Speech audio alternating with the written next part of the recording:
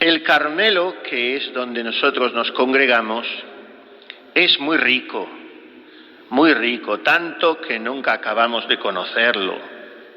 Ni aun cuando nos circunscribiésemos a la figura de Santa Teresa de Jesús, es tan anchuroso ese corazón y esa espiritualidad es tan inexhaurible que no terminamos nunca de no diré asimilarla, porque eso sería pretencioso, pero por lo menos de conocerla bien. Al menos a mí me ocurre. Cuanto más me introduzco en su doctrina, más siempre me parece que me falta, aunque me encuentro, iba a decir satisfecho, en fin, me encuentro feliz con lo que conozco. Y así, San Juan de la Cruz, las grandes figuras del Carmen descalzo, Teresita, la nueva Santa Isabel de la Trinidad, Edith Stein y tantas otras figuras poco conocidas porque no estén glorificadas, como las descalzas de primera hora,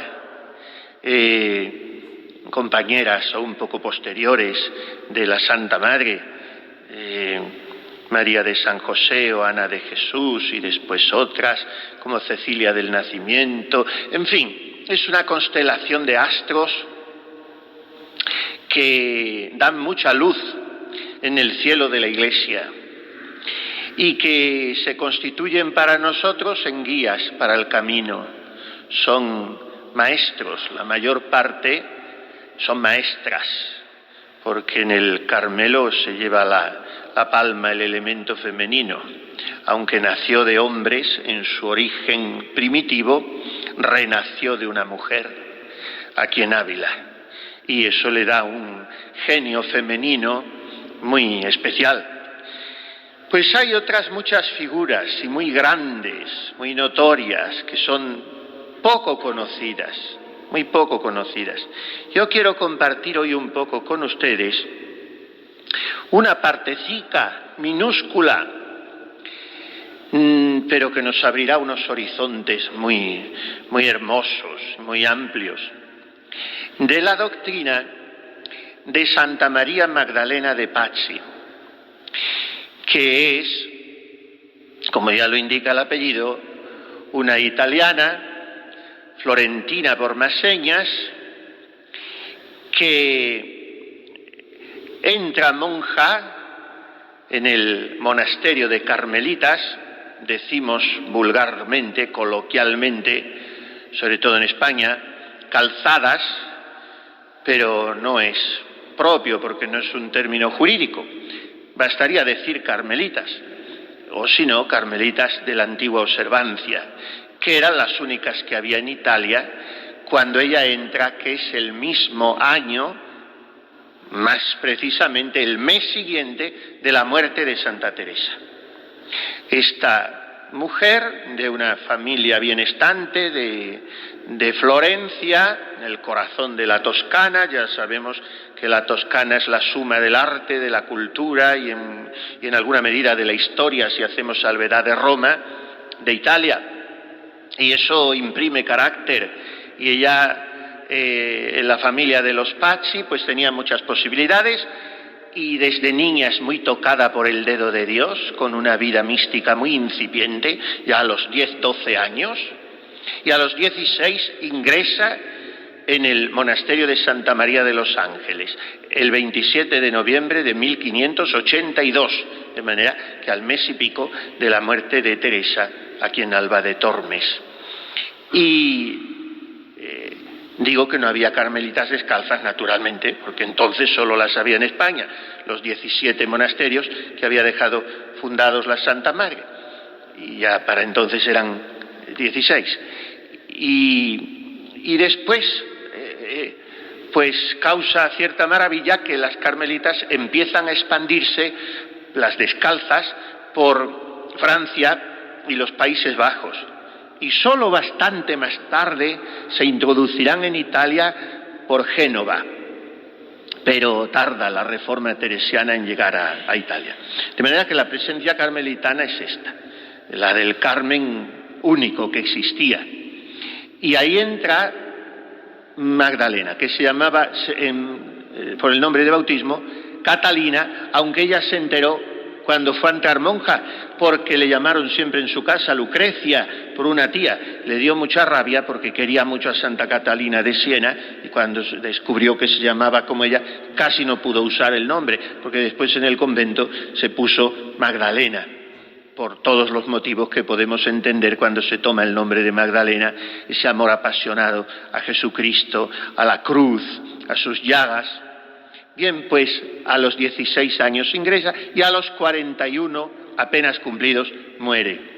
Esa es la vida, corta para nuestros parámetros actuales, cortísima, para entonces relativamente normal, de esta mujer singularísima, que al año siguiente de entrar en el convento, con 17 años, ya tiene un éxtasis admirable, y con 18 tiene el primer éxtasis larguísimo de una semana completa, la octava de Pentecostés. Eran éxtasis muy llamativos, porque en medio de una vida absolutamente normal, muy activa, fue en el convento sacristana, encargada de los bordados, hospedera, maestra de novicias, su priora, o sea, que recorrió casi todos los oficios que le encomendaban sus prioras o toda la comunidad, y lo hacía a plena satisfacción y desarrollando una actividad muy notable. Y de esa actividad pues se abstraía cuando el Señor la suspendía. Y los sentidos se quedaban adormecidos y caían aquellos éxtasis muy duraderos, en algún caso hasta de 40 días, de los que salía casi sin salir para tomar un poco de pan y agua, que era lo único que comía en esos casos, y rezar el oficio divino, porque como monja tenía esa obligación y el tiempo que le quedaba libre entre los éxtasis cumplía con el oficio divino. Bien, no voy a detenerme en hablar de más, porque es una vida muy sugerente y muy atrayente, una vida que hoy podría ser el tema sabroso de una serie bien hecha de televisión. Es, sin salir de su clausura, es una mujer muy especial. Sintió vivo dentro de su corazón el dolor por la decadencia y la relajación de la Iglesia, sobre todo de los religiosos, sacerdotes de la Iglesia, más visible, claro, de los cristos indignos que ella llamaba, los ministros, sacerdotes o religiosos, no a la altura, y de los obispos y cardenales, e incluso al Papa llegó a escribirle. Con su propio cardenal arzobispo de Florencia tuvo mucho empeño en convencerle de que hiciera algo, porque era un hombre pasivo y atemorizado por los respetos humanos para no quedar mal con la familia de los Medici, que eran las que gobernaban Florencia, aunque él era Medici, Alejandro de Medici, después fue Papa. Santa María Magdalena se lo premonizó, pero le dijo: pero durará muy poco, lo elegirán Papa, pero durará muy poco. Y duró 26 días. Bueno, pues este hombre, ella tenía la moción de Dios de hacerle ver que se moviera por reformar su diócesis, que hacía muchísima falta, y le escribió varias veces, le pidió entrevistas, y él no se daba por enterado, pero tuvo que ir el cardenal arzobispo al convento a presidir la elección de la priora, y el confesor lo combinó todo con las monjas para que no pudiera ver a Sor María Magdalena, para que no hiciera quedar mal a la comunidad. Y el Señor lo preparó mejor que el confesor y que las monjas, porque pasando el arzobispo haciendo la visita canónica por el convento y pasando por el coro, junto a la ventanilla del comulgatorio, de una monja inmóvil arrodillada, y era María Magdalena, que había quedado en éxtasis. Y al acercarse a verla, comenzó a hablar, porque en los éxtasis ella hablaba lo que el Señor le decía. Y en ese éxtasis que pronunció, le hizo saber al arzobispo todo lo que el Señor quería de él, para que se moviera por la reforma de su diócesis. En fin, es un alma profundamente apostólica, enardecida, abrasada por el celo de las almas, sin salir de su clausura, durante esos 25 años, de los 16 a los 41 que murió. Digo, tiene una doctrina inconmensurable y es, junto con Santa Catalina de Siena y Santa Ángela de Foligno, una de las 3 grandes místicas de Italia y seguramente de todos los tiempos, dejando aparte, como siempre hay que dejarla aparte para todo, a nuestra Santa Madre, porque es única. Pero en los demás maestros espirituales, estas 3 son muy llamativas. Santa María Magdalena de Pazzi es la santa más citada por uno de los autores espirituales más leídos, el patrono de los confesores y moralistas, autor de la práctica del amor a Jesucristo, de las glorias de María y de 100 libros más, San Alfonso María de Ligorio. A la que más cita, incluso más que a Teresa de Jesús, es a Magdalena de Pazzi. Y también San Antonio María Claret y otros muchos santos encontraron en ella una maestra de vida espiritual. Y en todos los santos del Carmelo, posteriores a ella, de una u otra forma, hay ecos y reminiscencias. Teresita, por ejemplo, Santa Teresita del Niño Jesús, dice en una carta a su hermana: para una carmelita, un día sin sufrir es un día perdido. Esto es de Santa Magdalena de Pazzi, aunque no la cita. Así como el mote, el lema de Santa Teresa es o padecer o morir, el lema de María Magdalena de Pazzi es padecer y no morir. Era una enamorada del sufrimiento, no por sí mismo, que eso sería masoquismo, sino en cuanto vehículo de configuración con el verbo humanado, como ella llama siempre a Jesucristo. Muchas obras no son obras suyas, son dictado, o mejor dicho, transcripción de sus éxtasis por sus hermanas de comunidad. No es que ella los escribiera, caía en éxtasis, pronunciaba largos parlamentos en los que hablaba ella misma, o el Padre, o el Hijo, o el Espíritu Santo, y transcribían esos éxtasis que llenaron 2.500 folios y que componen varias obras. Los 40 días, las revelaciones e inteligencias, los coloquios, la renovación de la Iglesia, etc. Pues en esa obra, las revelaciones e inteligencias, se recogen todos los éxtasis que tuvo en los días y las noches de esos 8 días de mayo de 1585, la octava de Pentecostés.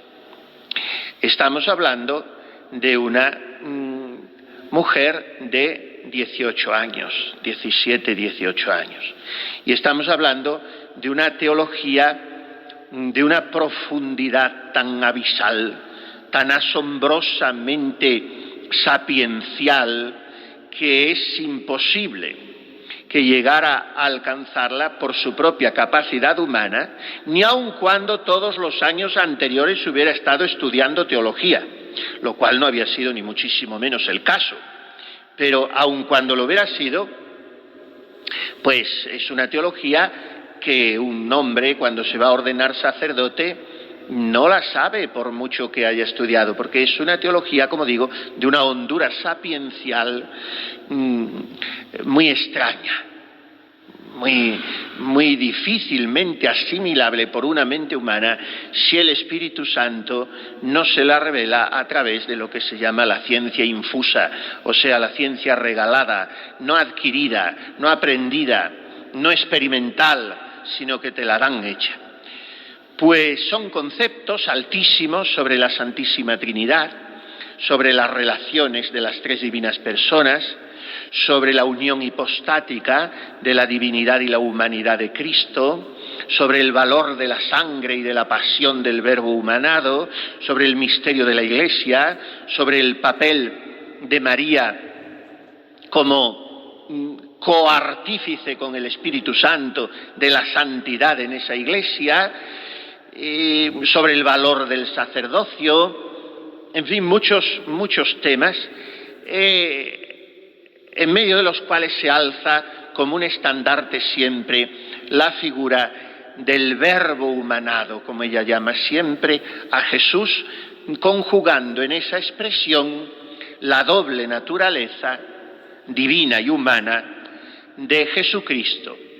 asumidas por la unión hipostática en una sola persona divina.